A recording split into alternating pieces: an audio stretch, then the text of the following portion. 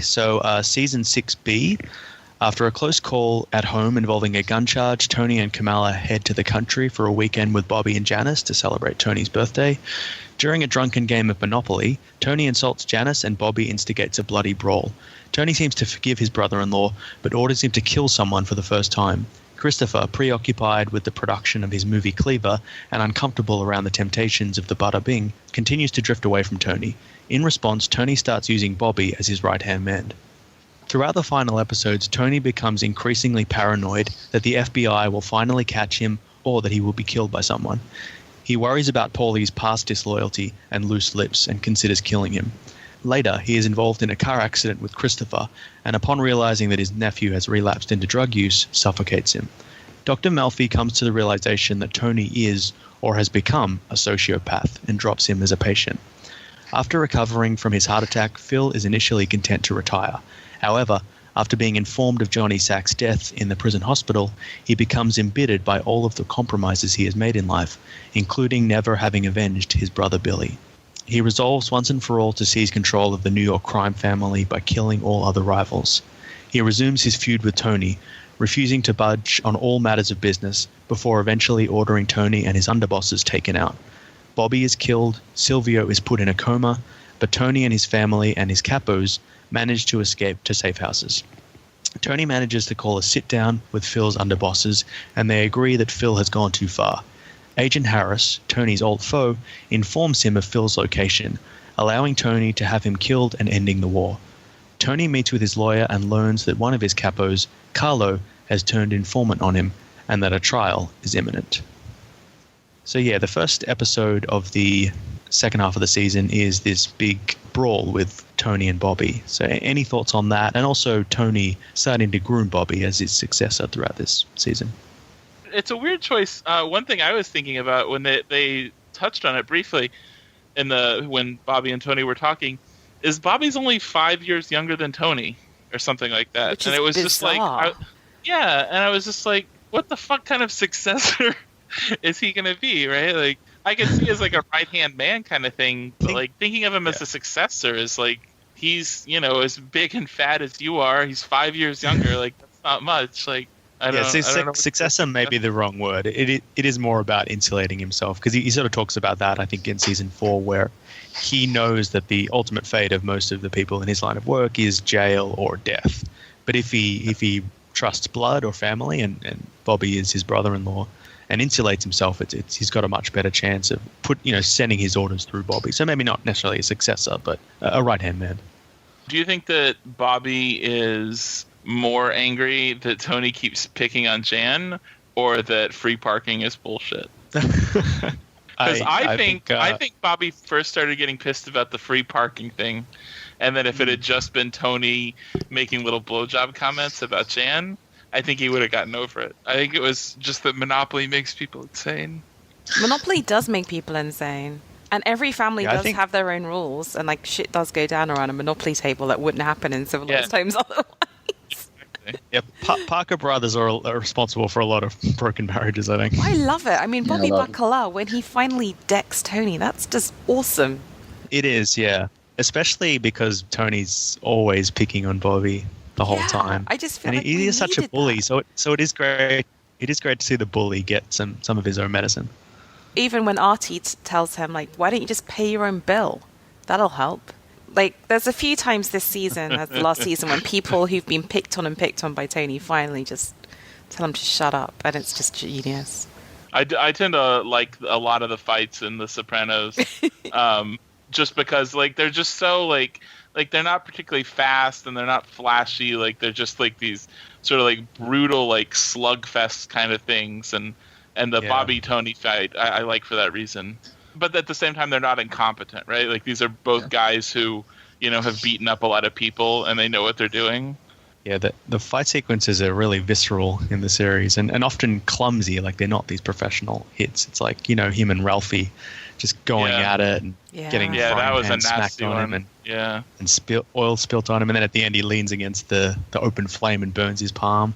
And with Bobby, it's just as brutal. They're smashing each other, and at the end I love at the end where Tony stands up and he's got all these little Monopoly houses stuck to his face, and Carmel has to flick one off. It's so clumsy, and like you really feel the visceral pain Yeah. of it. When he collapses on the bed drunk, and then like she can't even move him to one side of it to get in, and just goes and collapses on the bunk bed. It's Yeah. so Tony. Like Tony can be charming and handsome, but he can also just be such a disgusting, drunken thug slob. I mean, This stinking ape. yeah, heap of mass. You know, and it's just like, oh, poor Carmela. But I kind of liked it, like when he is getting drunk and is being mischievous. That's the problem with Tony. He is quite funny. I mean, what he's saying and mocking his sister's outrageous, but when he's just winding and winding up Bobby, and you can see that he's got that mischievous glint in his eye because he knows what he's doing. I mean, it is just brilliant because it's the sort of stuff you'd love to be able to do in real life and get away with, and I guess he doesn't really get away with it, but he does do it. You know, he's like the little 2-year-old you all wish we could be at the times. You know. Yeah, mischievous is the right word, definitely. Just wants to push everyone's buttons, see how far he can go.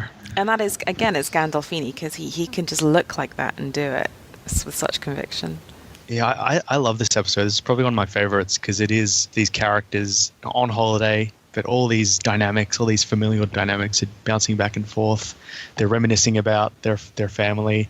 And Janice is talking about, there was a dog-eat-dog world. We always had to get up one on each other. And because it starts so happy, but there's all this midlife crisis stuff with Tony and all this anger from Bobby. And I like how it all spills out in this kind of enclosed way in the cabin.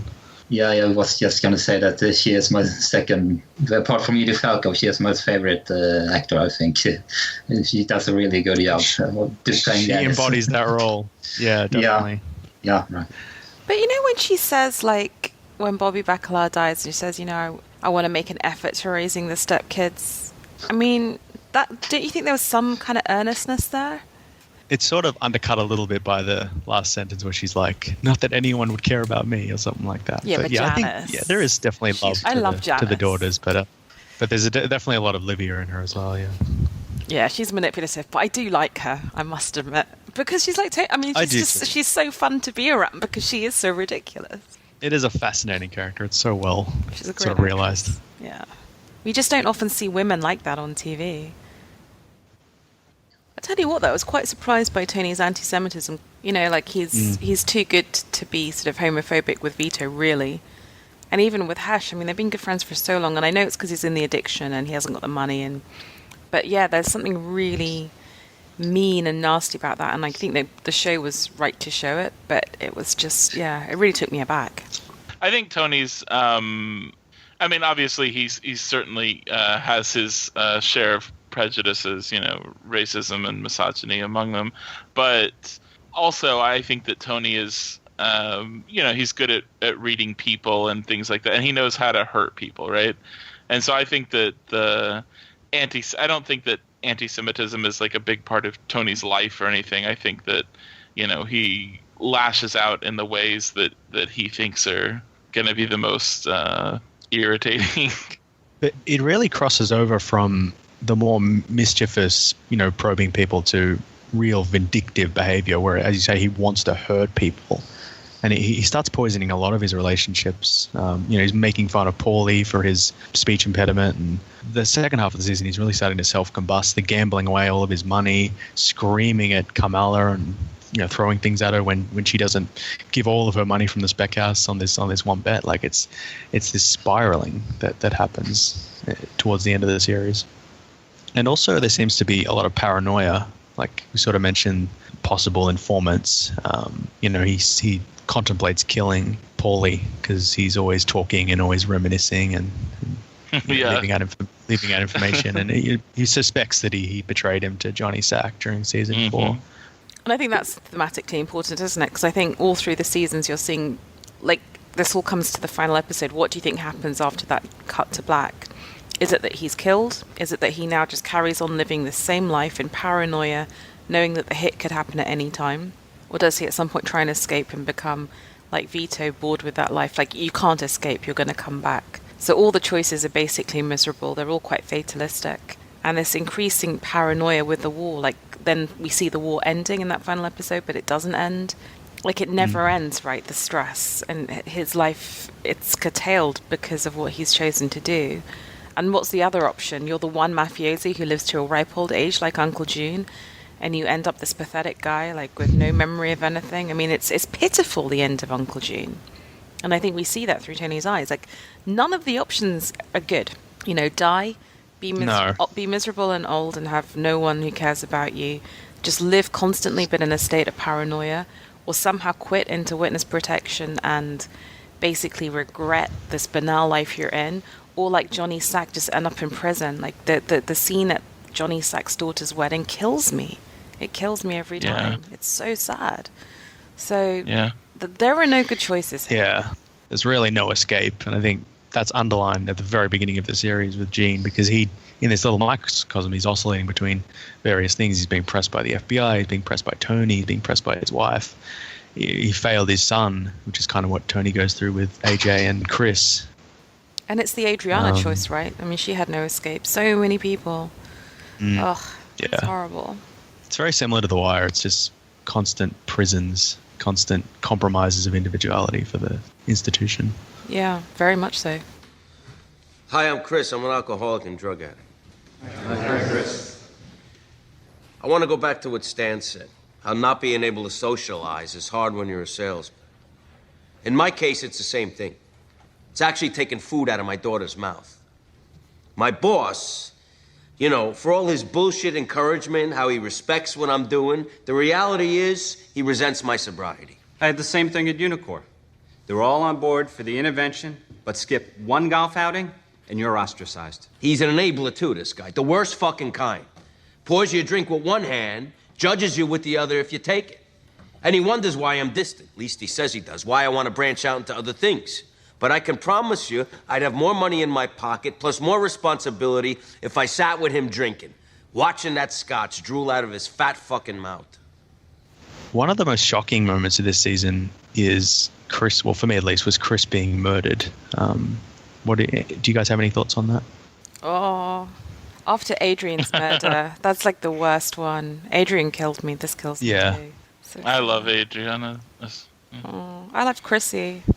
Yeah, that was just such a surprising, out of nowhere killing. You know, just a very weird.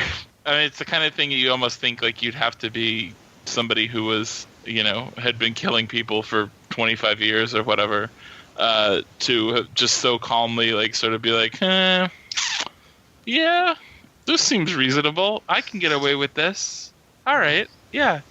Yeah, and it is so cold and calculating, the way he punches in 9-1 and then closes the phone, and he's come to a decision. And at that point, I mean, I guess he's been contemplating it for a while because, you know, he contemplated with Paulie. Chris has become a burden to him. He no longer sees him as a person. He's this potential leak, that intense paranoia about the FBI that could undermine him and destroy him and make him end up like Johnny Sack, dying in prison. It's easier. He takes the easy road. It's easier just to kill him there and then. Yeah, and I think it justifies Dr. Melfi's psychiatrist saying, look, he's been playing you. And it's kind of a message to us as viewers as we round out the show. You know, you've enjoyed watching him doing all this stuff and getting away with it, but he has been playing you. Realize you've been had. And this is, I think they had to show a murder that vicious at the end. Oh, but it's horrible. It's horrendous. He's suffocating on his own blood, and the eyes are bulging as he looks at Tony, which is a father figure to him. I think the worst thing about that murder to me is that it's a crime of opportunity. So he might have been maybe thinking about the fact that this guy's a burden. I don't think in a planned way he would have got rid of Chrissy, because that family bond.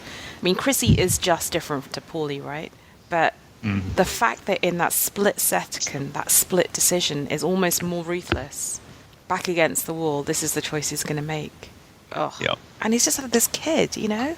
He stood godparent to this kid in church. I mean, it's like The Godfather, but I don't know. Well, I mean, I think, and again, this is in, you know, Tony's warped mind or whatever, but I think Tony also thought that part of the reason he was killing Chris was because of the kid, right? Like, he was mad that that Chris was high, and he was looking at the baby seat destroyed in the back, right? And he was thinking, like, this could have killed your kid. Because Tony's so sentimental about children and everything, right? Like, I think that killing Chris was a significant percentage of that was about the fact that Chris was high again, and, whatever was theoretically endangering. You're definitely more generous to him than me, because I think I think the child seat in the back is a percentage, but I think it was 95%. You're high, you could gap. That makes you vulnerable to being exploited by the FBI. And it just, when he sees the baby seat, maybe 5% of that's earnest, don't kill your kid. But some of that I think is just enabling. It's just, okay, and this is a convenient moral excuse upon which I can hang something very convenient to me. It's hard to tell, but it does seem to be. Well, I think it's more of an excuse because he keeps insisting it. Like he's trying to convince, because he keeps telling everyone. Like he even tells an orderly at the hospital. Sure. So it seems like he's more trying to convince himself than being content in the fact that I've saved someone. Yeah, I mean, I can read it. I could read the fact that he keeps talking about it either way. The fact that he keeps looking at it before he, decides not to dial 911. Like he keeps looking at it. I don't know. To me, that says something. But sure, I don't think it's 50% of it or anything. It's definitely smaller than more selfish reasons. And yeah, I mean, it's strange because that happens at the very beginning of the episode, and then there's a funeral and there's people grieving. But the other half of the episode is just Tony escaping to Las Vegas, and he just goes on this peyote fuel fever dream. Do you guys have any thoughts on all that stuff? Yeah. His way of escaping, he feels guilty for killing Chris. I don't know. Maybe it has something to do with that. But he takes his former lover there, so I don't know. I don't know if there was a lot of guilt. I think he was just he couldn't deal with the grieving of everyone else. He was kind of sick of it and just wanted to get out. I liked that Tony had a nice weekend. Yeah. I felt good about it. I was happy with Tony. And it ends with him like in the middle of the desert, and he's screaming, "I get it, I get it," and he's looking at the sun. Do you guys have any interpretation of that, or is it I think the interpretation is that he was high on mushrooms. I think that's probably pretty much it. Yeah. The other weird thing about it is when he's in the casino, because I mean this comes after the Chasing It episode where he's addicted to gambling and he's losing all his money. But when he's actually in the casino, he keeps winning money while he's on peyote. And and he even mentions to Paulie, like, my gambling's done a 180 since Chris died. So I don't really know what to make of that. It almost implies there's there is no karma, which is the thing he's feared most, that there is no moral order to the universe. Or maybe he thinks there is karma and moral order to the universe because he's saved Chrissy's baby from living with a heroin-addicted father. Oh, right, yeah. Yeah, possibly. Or it's just more the universe isn't a single entity, right? It's a lot of different things, right? And like people can put, not hexes in the sense of like casting a spell or whatever, but like people can infect you with their depression or their maladies or whatever, right? And that by getting rid of Chris, he's freed himself from a person that has infected him. Oh, okay, yeah, like this was like an albatross around his neck and he's finally free of it. Right, Yeah. We touched on it earlier, but any thoughts on where Junior ends up in the psych ward, kind of withering away? Because it seems like, I can't remember if it was Remember When, but there's a whole episode sort of dedicated to it, or a large portion of the episode dedicated to him, where he befriends this young kid. Sometimes it's hard to tell how much time is passing, but it did seem like Junior's mental decline was relatively swift from the hosting the poker games at the beginning of that episode to being like completely unable to remember seemingly any details at all about his life when Tony saw him in the last episode. I mean, like that couldn't have been more than a few months, I wouldn't think, right? But I mean, I guess part of it is that like he's on his medication and so he's in more of a fog. But I mean, I don't know. I mean, and I'm not, a pharmacologist or anything. So but I don't think that being in a fog is quite the same as like, no, I have no idea who my brother was or what I did for a career my entire life. Like I have no memory whatsoever, right? I mean, like that's got to be, just Alzheimer's dementia. Or dementia or something. Yeah. Yeah. I mean, and we see that obviously in previous seasons. Yeah. Yeah, you usually forget things, events that happened yesterday, and you remember events 20 years ago. That's very, very common in dementia. Although he doesn't even really have that because Tony tells him in the final scene of the second last scene of the whole series. It's like the first time he's spoken to Junior since he got shot by him. I'm confused. Any money should go to Bobby Bacala's kids.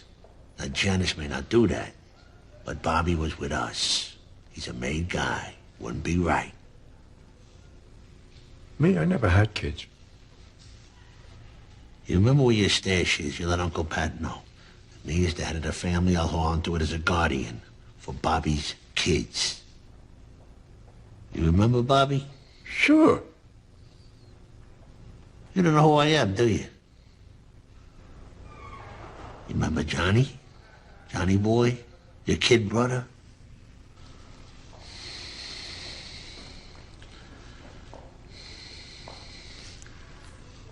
This thing of ours. I was involved with that? You and my dad. You two ran North Jersey. We did? Yeah. Well, that's nice. Yeah, So it's quite sad and almost sad. existential as to where nothing really matters. Like everything they've done in the season all kind of Yeah, amounts to nothing. Exactly. What was it all for? Like all this respect, all this fear, all this harm, and then it means nothing. I mean, this whole season is so nihilistic in a way. Nothing matters. You can never yeah. escape. There's no free will. Yeah. Ugh. Yeah. Fun times. And yet it's so great. So addictive. Any thoughts on AJ in this season, in his sort of existential crisis and his suicide attempt? Ugh. Fuck that kid. I wish he'd gotten a shorter rope. Aww. No sympathy. Yeah, you had one job. Come on. I feel bad for him. But I do feel a little bit like David Chase doesn't actually care about AJ. So all of his existential angst and suicide is just for Tony to feel bad that, you know, his kid's suffering from depression like he does. Yeah. Yeah. I mean, I really dislike AJ, especially this season. He's probably one of my most sort of character I had the least time for. But I do still feel sympathy for him because, I don't know, just this complete aimlessness that he has. And this, it's kind of, I mean, it's his own fault in a way, but it is kind of a product of the way he's been raised, the complete lack of boundaries he's had growing up, and you know, just being with his father a lot of the time is this kind of throw tantrums to get your own way, constant gratification of every desire. So I kind of understand to some extent the way he goes, but And I mean, it does seem like it works. Part of it does seem to be this depression that he's suffering. But you know, at the end of the day, his parents are going to pay for him to be a movie producer. I mean, yeah, that's true at all. He doesn't get punished for it, really. The problem isn't, addressed in any real sense. It's just kind of patched over. How old is AJ by the end of the thing? 19, 20? Yeah, 1920, something like that, yeah. Any thoughts on Melfi ending the therapy once and for all when she concludes that Tony is a sociopath? Finally. That really just seemed like complete bullshit to me. Like, that was never, like, at what point in the fucking anything was Melfi like, you know what, I'll take this job because I think I can turn Tony around and make him a productive member of society, right? She's his doctor. She's trying to help Tony. And so all these people that are showing her basically the same study over and over again, saying that talk therapy doesn't reduce criminality, it's like, okay, well, so the fuck what, right? Like, you're trying to help Tony. You're Tony's doctor. You're not the state's doctor. So, like, it seemed like a bizarre thing for her to suddenly get I mean, I guess all the other therapists put it there, so it's not like she went looking for it. But it seemed like a weird thing to me for her to suddenly get worked up about. But wasn't it more that she came to the conclusion that Tony had no intention of getting better, that he was actually using the therapy to perfect his skills for communicating and manipulating people? I guess, I don't know. I mean, like, I certainly don't think Tony was consciously doing that. Like, I can understand her making the decision that, like, I don't think this is actually helping him.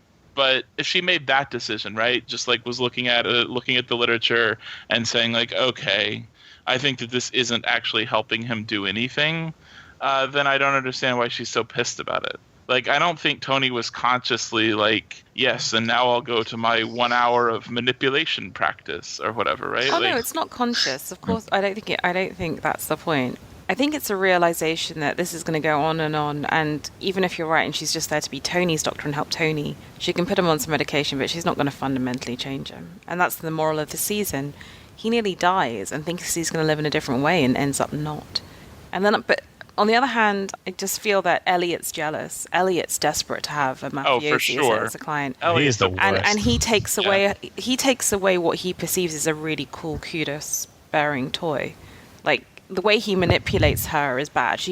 On the one hand, I think she shouldn't have given up on Tony because Elliot gets what he wants, which is, well, if I can't have him, neither can she. Mm-hmm. But on the other hand, I think it's not... Tony's just not healthy for anyone in his life.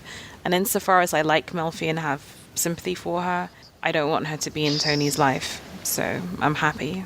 I guess, I just feel like psychiatrists or psychologists probably have a lot of patients who are self-indulgent and aren't really necessarily being helped by the therapy, and maybe they don't have an optimistic prognosis for anything, right? But that's got to be, I feel like, a major part of a lot of therapists' job, right? I think there might be a difference between someone who is self-destructive and someone like Tony who is destructive, on a massive level. Like he has huge reach and he's actually affecting other people's lives in really negative ways. And I guess she was always aware of that. But what she kind of came to the conclusion, probably way later than she should have, was that he had no interest in really getting better. And she sort of tests that by having him recite all of the stock answers that he's given to her over the years. I guess maybe she's just mad because Elliot pointed it out and Elliot's a giant douchebag. So I guess I feel a little bit better about it than I did coming in. So, all right. I do like that when they start seeing AJ's therapist, he immediately turns it into his own therapy sessions and brings up his mother and how she was a borderline personality. Carmela's just on a trigger. Yeah, exactly. Yeah, Carmela's just rolling her eyes. Here we go again. Yeah. Okay, sort of switching to the more big level stuff that happens in this season, the big war with New York and New Jersey. Any thoughts on Phil Leotardo this season and all the more mob-heavy stuff that happens towards the end of the season? Phil's a prick. I like Phil Leotardo because he is what he is. He is mafia. Yeah. He has his code. Vito's broken it. Tony's broken it.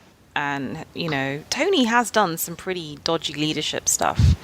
And and so the consequences, like if you're in that game, then you pay the consequences. I don't think necessarily Phil does anything wrong, and I perceive ordering the hit that ends Tony's life. And you're going to have that character to get you to that final episode. At the end of the day, New Jersey's always been like a crew rather than a proper bit of the mafia, and New York... just crew, yeah. New York has to run rings around them a little bit, and I don't know. I don't like Phil Leotardo. I think he's a nasty piece of shit, but he's efficient in a way that Tony isn't, and therefore he has to succeed by the logic of what we're seeing here. Is that too harsh? Well, I think he's just I always think of the scene. I think it's after Johnny Sacks died, and he's at a bar, and he's talking about his brother again, and it's something he can just never let go. He just keeps bringing it up that Tony Soprano's cousin killed his brother, and I think it goes back to that like anti-psychology thing where these kinds of men, these kinds of old school men, just cannot. Like he's traumatized by that grief, but he can never really deal with it, and he can't deal with his feelings, and he can only express himself through violence. So I don't think it is this efficiency, this mafia professionality. I think it is this deeply rooted trauma and this vindictiveness that he expresses. But I love that particular scene and the allusions to The Godfather when it sort of switches to Chris and Tony at the baptism, because it feels like almost this reverse Godfather where the people at the baptism are actually the prey, and it's this person outside who's contemplating, eviscerating them. So on like that mafia level, I thought it's really epic. But yeah, in terms of Phil being a professional kind of mafioso, I don't think he's that good. I don't think it's anywhere near as good as Johnny Sack was. Yeah, and I was gonna say, there's not really like you want to say like Phil has his code or whatever, but like I don't think that code really exists, right? Except in the minds of like a handful of people like Phil, right? Like the guys that actually get power and run organizations, they don't live by a code, right? Like Johnny Sack didn't have a weird code, and old dead Carmine didn't have, or Richie Aprile, or Jackie Aprile, or any of those guys, right? They had it to some extent, right? But it was invoked every now and then, like when Johnny Sack's wife was insulted and things like that. But it definitely wasn't consistent. And also I think that you have like the people in Phil's right underneath Phil. I don't know either of their names. The short, fat guy and the guy that looks like a goblin. But like both of them like totally sold Phil out like within like what, like 3 weeks or something, like a pretty short period of time. They were like, fuck Phil. Yeah, that was pretty cold-hearted because they were egging him on from the sidelines the whole time. They definitely were. That was a weird. I guess it was one of those things where as soon as you miss Tony in the initial like round of assassinations, you're kind of like, okay, that didn't work. We have to do something else. I also think it goes back to something that Tony says, like when soldiers are on the mattresses, they're not earning. So war disrupts everything, and no one really wants it. Yeah. Because at the end of the day, like the code, honor, all that's nice kind of fairy tales they can tell themselves. But at the end of the day, it's all about capitalism. If it doesn't bring any cash, there's no use to keeping the traditions or codes. Yeah, Phil's not putting money in his soldiers' pockets, so he has to go. What do you guys make of the FBI agent selling out Phil to Tony? Yeah, that was strange. I can't quite. So, like at the end, I guess you guys also just watched. At least some of you, but like he did the weird thing. Like when somebody told him Phil was dead, he was like, "Yeah, we're winning," and it was like, "Who's we?" Like, are you just glad a home mafia team guy? Yeah, was that what it was? It was like, I'm New Jersey, fuck the New York guys? Yeah. Okay. New Jersey, yeah. He did seem to have a pretty low opinion of Phil. I think he said in the 70s, Phil was really bloody in some of the things he did, especially even to like FBI agents. Okay. So I think it's more of a case of like the devil, like Tony at least, it's not OK Corral when Tony's in charge. Yeah. But yeah, some of it might be New Jersey pride, and he seems to have even in the first season, he's always had this sort of weird camaraderie with Tony. Yeah. I mean, I guess they have similar background. Right. I always more or less liked him, but it was I mean, it's just such like an egregiously over the line thing for him to do. Like warning somebody that he might be killed is totally one thing, right? But being like, I know where you can murder this dude. Exactly. Yeah. Maybe his microbe thing is worse than we realize, and he's going to be dead in 6 months or something. Taking over his brain.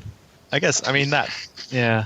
I mean, it's not even really a case of corruption because it's not like Tony's. Although Tony does kind of help him. I guess it's a quid pro quo because Tony helps him out with these potential terrorist threats. Yeah, I was thinking about that, but it did feel like Tony just knew those two guys, and it definitely seemed like Tony had given him everything he had to give at that point. Like it didn't feel like Tony was holding anything back, waiting on more information about Phil. To me, anyway. This season was 2008, I guess. So the war on terror was kind of a big thing on people's minds. No, 2008, 2006, sorry. Then that kind of starts to play a role in this season. AJ wants to join the military and things like that. And Agent Harris is transferred from criminal activity to the terrorist task force. So I'm wondering if it's more like this idea that he sees Tony as a potential ally in the war against the greater enemy, which is like the terrorist threat, the enemy from without. I mean, I don't disagree that he would definitely be happy to side with Tony if he thought it would catch any terrorists. But it doesn't seem all that reasonable to me that he would really be expecting a lot of assistance from Tony in that corner. But yeah, I don't know. Maybe it's just sort of he doesn't like Phil anyway, and it's an easy enough thing to do. But still, I mean, it just seems like such an egregious. I mean, like he's like accessory to murder or whatever. Like, I mean, he's committed a pretty serious felony in addition to violation of professional ethics or whatever. I gotta say, the murder of Phil probably one of the most satisfying kills. The car backs over his head, and all the nearby teenagers go, and then some homeless person just throws up. Yeah. I feel in a way that's maybe the kind of murder people are expecting for the finale. Like that kind of gory, brutal, like David Chase is giving us what we want and then withholding it in the final episode. Because after all, we followed and loved that character, so why should we get that? But it's it's brilliant. It's like a guilty pleasure. Did anyone else feel like you guys remember? I don't remember what season it was when Melfi was sexually assaulted, and she had the thing where she was sort of half considering telling Tony about the guy escaping, et cetera. Employee of the month. Yeah, exactly. I was kind of thinking that in the same way you were just talking about Chase sort of giving us what we wanted with Phil's gory death, I was thinking about Tona's reaction to Coco insulting Meadow. was sort of the same kind of thing, like giving us that sort of really satisfying response to, I mean, obviously a much less significant, violation of a woman with the curb stomping thing. Yeah. Yeah, he goes American History X on him. Yeah, exactly. But so this raises a really interesting question, because when Meadow tells her dad, she pretends to be a little bit relaxed and she's really talking to her mum, but what does she think's going to happen? Like, Meadow, by the end of it, like, on the one hand, she's going to be this lawyer who, like, champions Italians who are wrongfully arrested, even though she knows they're all really in the mafia. So who's she kidding? And then, like, she knows Coco's going to be killed. I mean, it's quite ruthless. She's not escaped that world completely. She may have the nice corporate job, but she's as ruthless as her dad, I feel. I think she definitely thought something bad would happen to that guy. I don't know that she necessarily thought he would get murdered. I think she maybe thought more like get the shit kicked out of him or something like that. And also, I think it's kind of different. Like, I mean, I'm not saying that that she doesn't have any culpability, but when you don't see the violence yourself, I think he was really mean and creepy, and I think she wanted something bad to happen to him. Absolutely, I think that's true. And I also think she deludes herself a lot, or has in the past, about what her father really does. Like, she knows he's in the mafia, but in a lot of the conversations with Finn, she's sort of rationalizing it and saying, it's not that bad. And I don't know if she's come to terms with the fact that he murders people for a living. Maybe she has. I think she's exactly like Carmela at the beginning of the series, that she knows, but she doesn't know. Yeah, like, I think that's actually she likes all the material benefits it brings her.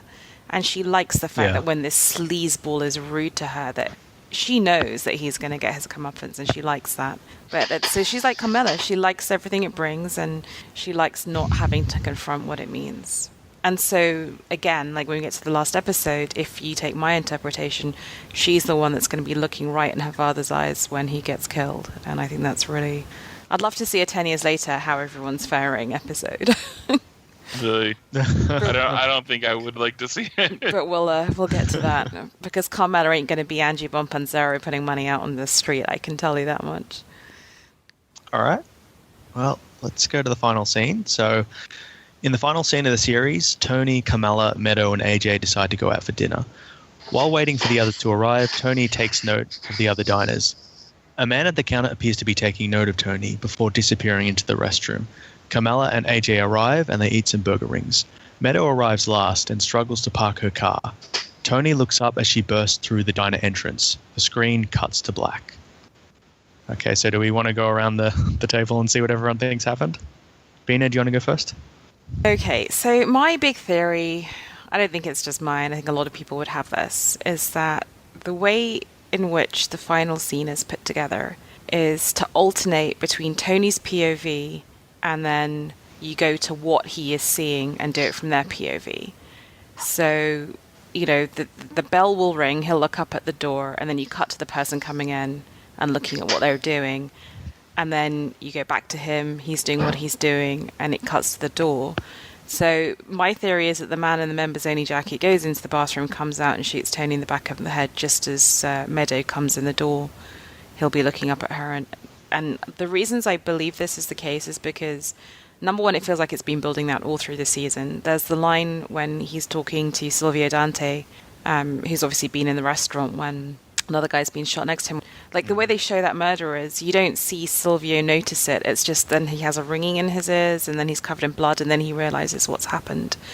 So I feel that kind of the stealth way in which that would be constructed makes sense. I think it's a very technically, formally constructed set of shots. And then there's a lot of, like, the whole family is wearing black. I know this is going to get really sort of ridiculous and sort of Catholic, but there's something about the way that when you look at Carmela and AJ and the way they eat the onion rings, it's kind of weird. Like, the whole family puts it in their mouth like they're taking communion wafer. Like, they don't, shit! Yeah. Like they don't munch it. Oh, like, and if you ever try and eat an onion, all three of them, it's very. It feels like they're at a Catholic funeral and Tony's death in some ways, but that might be me just getting really carried away. And then, the music, like Don't Stop Believing, which is what some people think makes it ambiguous. And of course, David Chase has resisted giving us an explicit explanation, but he says everything you need to know is in that episode and in that series. I think it's like, yeah, you can keep believing if you want to, but that's kind of delusional because the lyrics of that whole song are about just a small town girl who escapes and blah, blah, blah. But they don't escape. The whole message of this entire season is all these people trying to escape and they don't. And I think the reason why David Chase shows the death in that way is because we have been close to Tony and we have joyously shared in all his mischief. And then why isn't it sick that you have all these viewers, crying out for him to get the Phil Leotardo death? So I think the Phil Leotardo death is the companion piece to the Tony death, and David Chase gives it and then withholds it.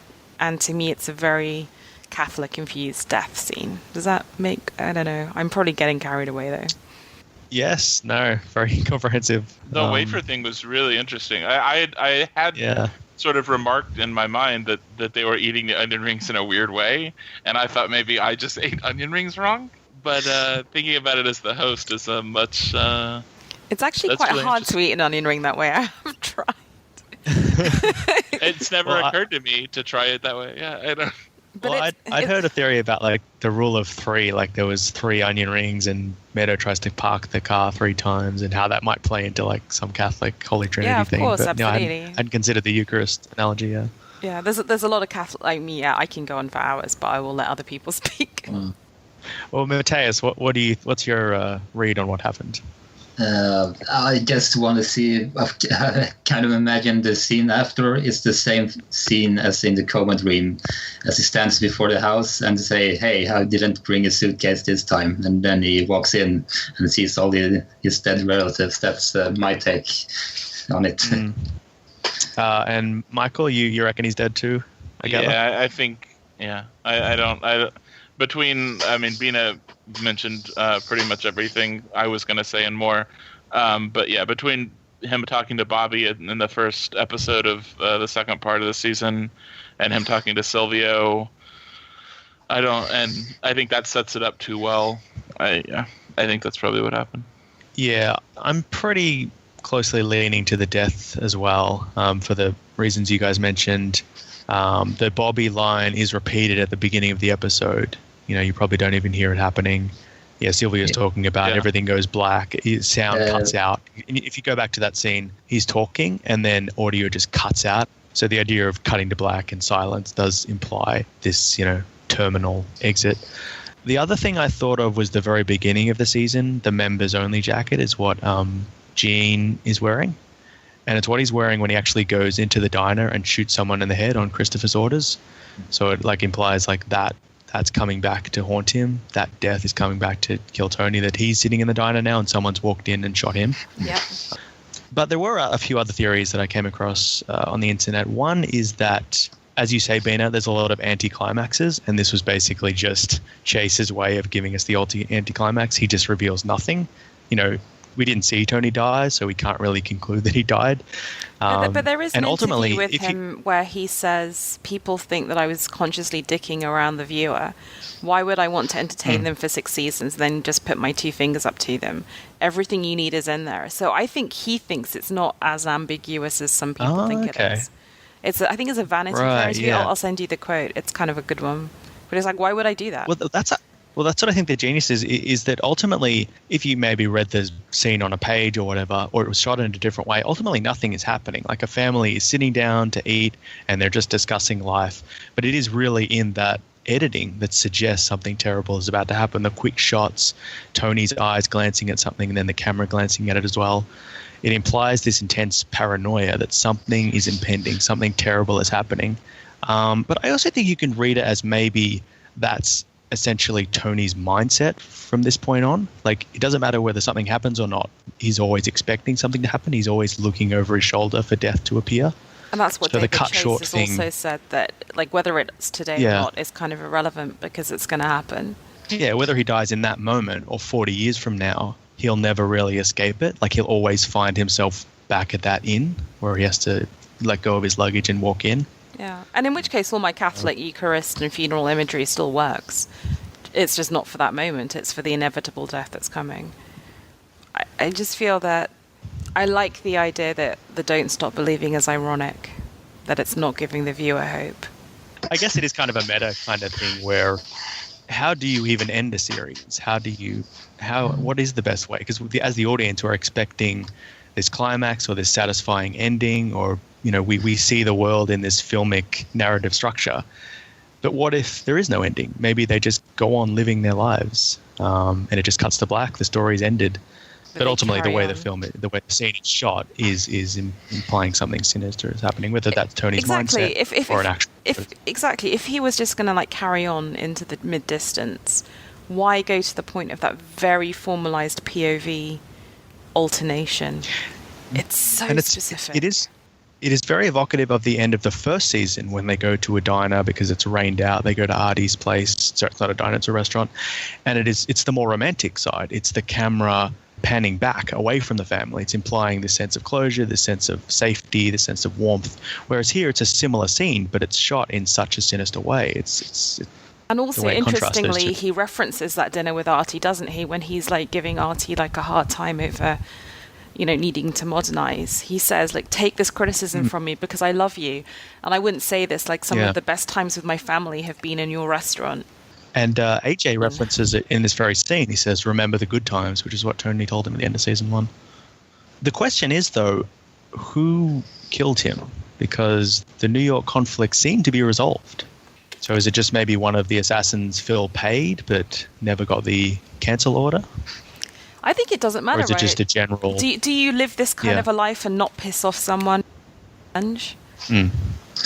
Yeah. It could be some situation if you think of Boardwalk Empire, like somebody's son or relative or somewhere in the past where you pissed off or killed for some reason. I don't know. I just thought about that for a moment. Yeah, I think that's more likely where it's just some action that Tony's done that was never resolved and it comes back to kill him. Even something like the Russian, that's never resolved. There's all these unresolved things that Tony's done. Any one of them could come back and kill him. And it's that layered into the intense paranoia that he now has to live with. Yeah, and I just feel that he's gotten away with it for 6 seasons, and at some point you can't keep running.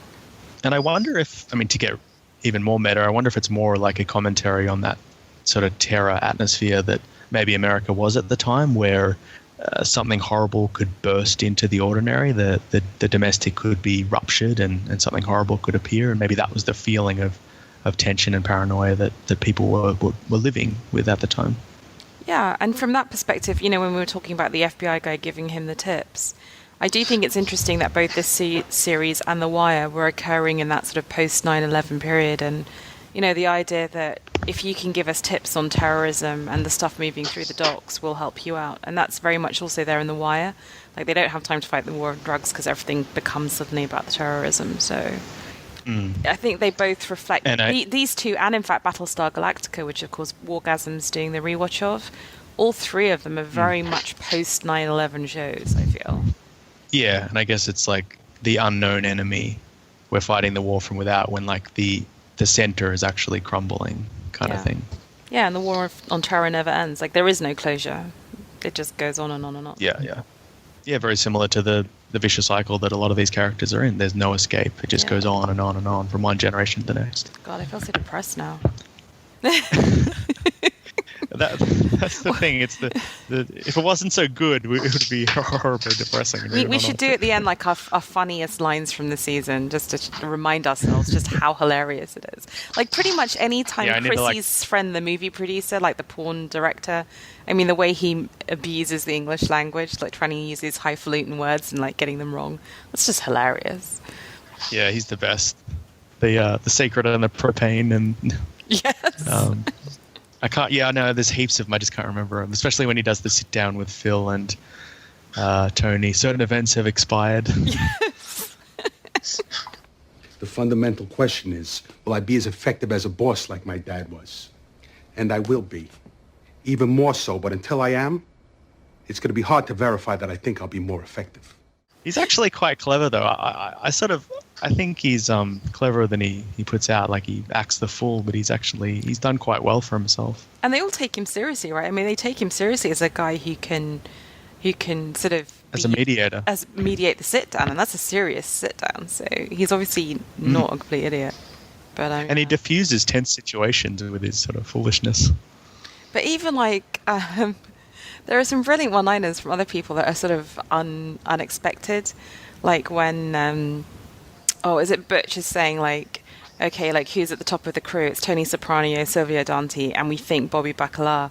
And Ray Ray's like, that Mortadel's number 3. He used to be Uncle June's driver. You know, just like some of the ways in which they use language is so beautiful.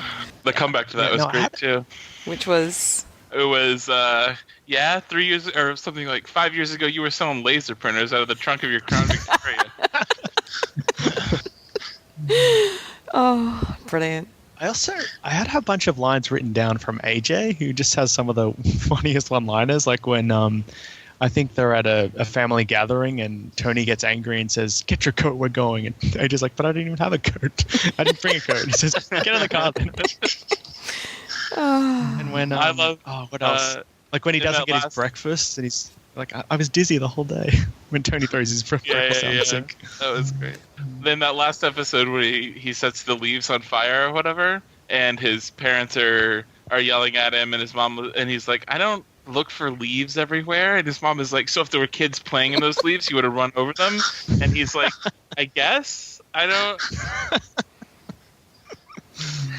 But just such a great, like, I suppose. I think that's another one where he's at a family gathering and he just like Meadow tries to say something to him and he just looks at her and says, "What does he say? I'm so bored I could die," or something like that, which I related to from some family gathering. I think we've all had those moments. I think AJ's kind of like, he's the petulant moment in all of us, so you can't totally hate him because we've all been there. Yeah. There was a Paulie line where I think it was when they find out Vito's gay, and one guy's like, "Think about it, Tone, the sudden weight loss," and Paulie's eyes just go wide. He's like, "AIDS?" And Tony's like, "Nobody's got AIDS." Yeah, it's And no, he's talking about. I think they're talking about like Tony's taking mushrooms, and Paulie's like, "I took mushrooms once. I looked over. No, someone spiked my drink. I looked over at Uncle Junior, and there was laser beams coming out of his eyes." Yeah. It's like a BOAC stewardess put acid in my drink. Oh, yeah. Isn't there a line where Vito, they're talking about Uncle June and whether they should try and do something to him now he's in prison, and Vito says he Marvin Gayed his own nephew. Yeah, it was funny. Oh, dear. But anyway, it's funny. It's a funny show. You could do a whole podcast just treating it as a comedy because it's hilarious. It's just hard to remember the specific jokes. For sure, it's the best. We should do a full cast recording that is just all the funny lines stitched together for an hour and a half, with all of us doing bad New Jersey accents. I bet you can just do your grandfather from the Princess Bride accent. That works. I know it was you, Wesley. I know it was you. There's your bumper right there. Broke my heart.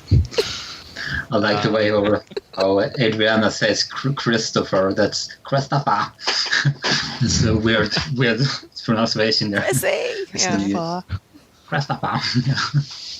That was or Ralphie saying who was. Yeah.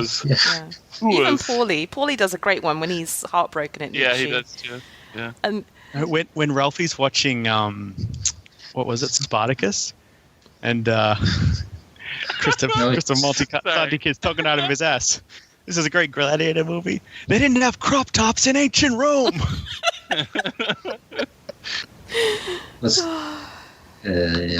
Oh, the best scene this season is when Paulie's talking about how he beat cancer and he had a vision in the Bada Bing, and Tony's like, "Fuck the strippers, we could have had a shrine." Sell holy water. Exactly. Sold holy water in gallon jugs, could have made billions. And that is when he says "I live but to serve you, my liege." Yeah, that whole conversation was really good. Like, it definitely had some funny parts. But it was also really, like, they both, it showed, like, their relationship and how both of them understood each other pretty well. You know, he made fun of Paulie with that "we could sell the holy water in gallon jugs" thing. And Paulie's like, "I tell you something personal, and this is what you do." And Tony's like, "I'm sorry, but the point I'm making is that sure, we believe in this stuff, but we also have to live in the real world. Like, we have to do our day-to-day. Like, we couldn't make it into a shrine, right? That wouldn't have made money. Like, we got to live our day-to-day life, even if this stuff is real. Yeah. And then there's that black cat that it creeps up in the final shot. Oh, and like Tony's like, it's not because of the picture of Chrissy, it's because there's something in the wall behind it. And Paulie's like, no, we moved the picture. The cat still does it. Do you think Paulie gets his hair dyed to do that grey and white thing? I've probably asked this on another Sopranos podcast. It's so legend. Just out of the womb. It is incredible, yeah. What, you think he had that grey stripes out of the Oh, dear. We should definitely do an FCR. Or Sopranos kind of abridged FCR. I won't do it because I can't do a New Jersey accent, but I will listen the fuck out of that shit. Okay, well, I think that concludes part 3 of our Sopranos retrospective. I'd like to thank our hosts, Bina, Michael, and Mateus. This has been the Vassals of Kingsgrave. Thanks for listening, and we'll see you next time.